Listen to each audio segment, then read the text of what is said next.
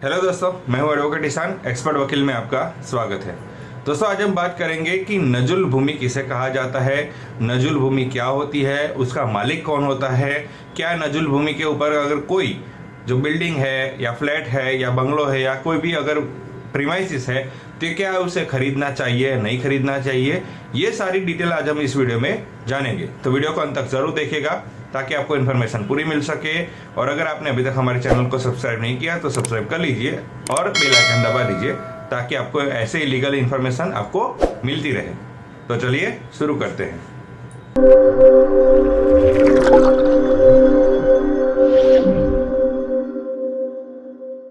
तो फ्रेंड्स, नजुल भूमि के बारे में जानने के लिए पहले हमें हमारा जो भारत का इतिहास है उसे जानना पड़ेगा। तो जैसे आपको पता है कि 1947 से पहले हमारा भारत देश जो अंग्रेजों का गुलाम था, तो उस समय कई रियासतें थी, यानी कि कुछ ऐसी रियासतें थी जो कि अंग्रेजों को समर्थन करती थी और कुछ ऐसी रियासतें थी जो अंग्रेजों से विद्रोह करती थी।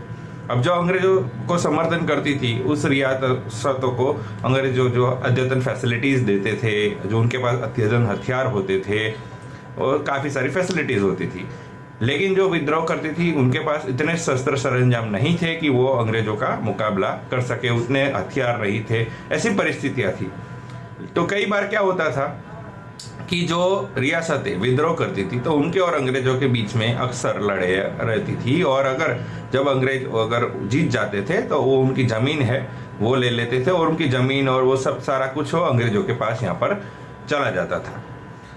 तो ये होता था, यानी कि जो रियासतें अंग्रेजों को समर्थन करती थी उनके पास फैसिलिटीज़ रहती थी, और जो लोग रियासतें जो विद्रोह करती थी उन रियासतों को जो कि अंग्रेज युद्ध करके वो उनको ले लेते थे। तो ऐसे करके सारी ज़मीन वहाँ पर अंग्रेजों के पास चली जाती थी।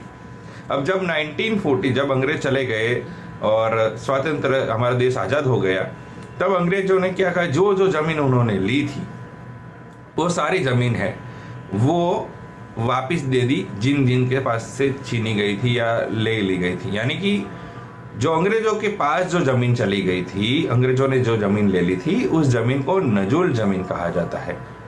तो यहाँ पर क्या होता है था कि जिन जिन लोगों का जो वारिस थे या जिन जिन लोगों के पास रिकॉर्ड्स था, डॉक्यूमेंट्स था, तो उन लोगों को जब अंग्रेज चले गए तो उनको उनकी ज़मीन यहाँ पर वापस दे दी। लेकिन कई लोग ऐसे थे जिनके पास ना तो कोई रिकॉर्ड था, क्योंकि जब युद्ध हुआ तो उन लोगों ने अपने घर तक छोड़ दिया था और अपने कोई सामान या कुछ लिया नहीं था, तो अब उनके पास कोई ऐसा रिकॉर्ड नहीं था कि वो ज़मीन उनकी है, तो वह ज़मीन ऐसे ही पड़ी रही। तो यहाँ पर हम ये मान सकते हैं, यहाँ पर ये है कि नजुल भूमि यानी कि सरकारी ज़मीन है। अगर जिन जिन के पास रिकॉर्ड्स था उन्होंने अपना रिकॉर्ड्स दिखाया तो उसके हिसाब से सरकार ने उनको वापस दे दी। लेकिन कई ऐसी ज़मीनें हैं पूरे गांव में, भारत देश में कहीं पर बहुत जगह पे ऐसी ज़मीन है जिनका सरकारी कोई रिकॉर्ड नहीं था या कोई वारिस अपना जो है वो साबित नहीं कर पाया था कि ये उनकी ज़मीन है, तो वो फिर यहाँ पर ऐसे ही पड़ी है। तो उस ऐसी ज़मीन को नजुल ज़मीन कहा जाता है। अब इसमें 3 प्रकार की नजुल ज़मीन होती है। पहली होती है सिंचाई लायक नजुल ज़मीन, दूसरी होती है गैर सिंचाई लायक ज़मीन और तीसरी होती है बंजर ज़मीन। पहली बात करते हैं तो सिंचाई वाली जो नजुल ज़मीन होती है, तो यहाँ पर बेसिकली सबसे पहले बात करें तो नजुल भूमि में गवर्नमेंट करती क्या है। तो देखिए, नजुल भूमि में गवर्नमेंट अस्पताल बनाती है, ग्राम पंचायत बनाती है, स्कूल बनाती है, तो ऐसी बहुत सारी चीज़ जो गवर्नमेंट की योजना है या जो बिल्डिंग्स है वो नजुल भूमि के ऊपर बनाई जाती है, क्योंकि उसका कोई वारिस नहीं है, कोई वारसदार नहीं है, वो सरकारी ज़मीन है, तो फिर उसका उपयोग इस तरीके से किया जाता है।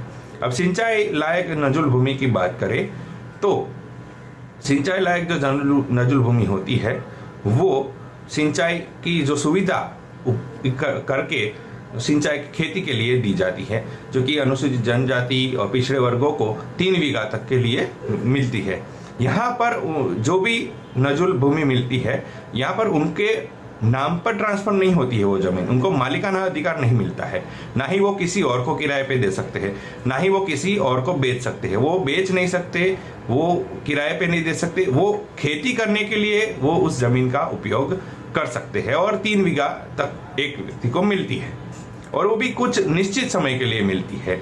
तो ये नजुल भूमि जो सिंचाई लायक होती है वो अल्टीमेटली तो मालिकाना अधिकार गवर्नमेंट का ही रहता है, लेकिन जो व्यक्ति है उसे उसके ऊपर खेती करने के लिए यहाँ पर दी जाती है।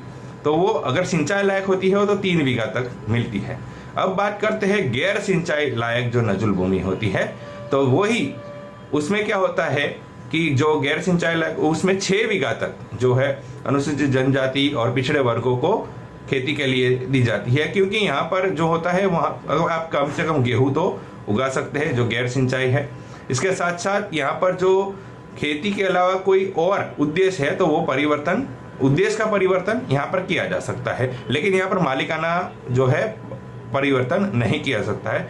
ये भी जो 6 बीघा दी जाती है गैर सिंचाई लायक जमीन होती है वो 6 बीघा तक दी जाती है, और उस पर भी अल्टीमेटली तो अधिकार गवर्नमेंट ऑफ इंडिया का ही रहता है, यानी सरकार का ही रहता है। वो जमीन जिसके पास भी हो नजुल जमीन, वो केवल उसके ऊपर जो कार्य कर सकता है वो उसका मालिक नहीं है। और तीसरी जो होती है बंजर जमीन होती है वो 9 बीघा तक मिलती है, और जो तहसील में उसका रिकॉर्ड उसमें दिया जाता है, और वो भी किस निश्चित समय के लिए यहाँ पर दिया जाता है। तो बंजर जमीन पर अगर कुछ नहीं तो गेहूं तो कम से कम आप उगा ही सकते हैं, तो उसके लिए वो दी जाती है। तो उस पर वो गेहूं की खेती कर सकते हैं और 9 बीघा तक वो जमीन मिलती है। और इसके साथ साथ इसमें भी यही जो है लॉ लागू होता है कि ये जमीन ना किसी को किराए में दे सकते हो, ना ही किसी को बेच सकते हैं, और ना ही किसी और को चलाने के लिए दिया जाता है। ये केवल अगर कोई जो व्यक्ति है उसे दी जाती है, और वो 9 बीघा तक दी जाती है। और इसमें भी यहाँ पर जो मालिकाना जो अधिकार है, जो पूरा अधिकार केवल सरकार का ही रहता है। ये इसलिए ऐसा रखा गया है कि ये जो नजुल भूमि है वो बेसिकली स्वतंत्र सेनानियों की मानी जाती है, और ऐसे जो राजा थे जिनका वारस तो अभी होंगे, लेकिन वो अभी वो साबित नहीं कर पा रहे हैं कि वो उनके पास कोई रिकॉर्ड्स नहीं है और वो उनकी जमीन है, वो साबित नहीं कर पा रहे। इसीलिए ये जमीन सरकार के द्वारा किसी को दी नहीं जाती है, किसी को मालिकाना अधिकार के तौर पे नहीं दी जाती, केवल उनको खेती करने के लिए ही दी जाती है, और वो भी किसी निश्चित समय के लिए यहाँ पर दी जाती है। तो ये नजुल भूमि है। यानी कि नजुल भूमि क्या है कि बेसिकली जब अंग्रेजों का शासन था तो अंग्रेजों ने जो राजाओं के साथ, रियासतों के साथ युद्ध करके फिर वो छीन ली, और जो सारी जमीन जो अंग्रेजों के पास चली गई, और आज तक यानी कि अंग्रेजों के बाद वो सारी जमीन गवर्नमेंट की हो गई, सरकार की हो गई। और जिन जिन जमीनों का जो रिकॉर्ड्स नहीं है वो और अभी अंडर गवर्नमेंट उस जमीन के पास गवर्नमेंट के पास है, वो सारी जमीन को नजुल जमीन कहा जाता है।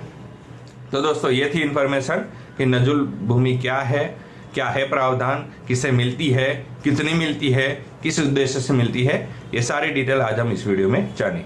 तो दोस्तों कैसी लगी इन्फॉर्मेशन जरूर बताइएगा। दोस्तों अगर आपको ये वीडियो अच्छा लगा है तो इसे लाइक कीजिए, शेयर कीजिए। कोई भी आपका सवाल हो तो आप कमेंट कर सकते हैं, और आप व्हाट्सएप पे भी आप कमेंट कर सकते हैं। दोस्तों अगर आपने अभी तक हमारे चैनल को सब्सक्राइब नहीं किया तो अभी सब्सक्राइब कर लीजिए, और साथ ही वो बेल आइकन भी दबा लीजिए, ताकि ऐसे लीगल नॉलेज और लीगल वीडियो आपको मिलते रहे। इसके साथ ही आप हमें हमारे सोशल मीडिया प्लेटफॉर्म फेसबुक है, ट्विटर है, इंस्टाग्राम और लिंक्डइन पर भी फॉलो कर सकते हैं।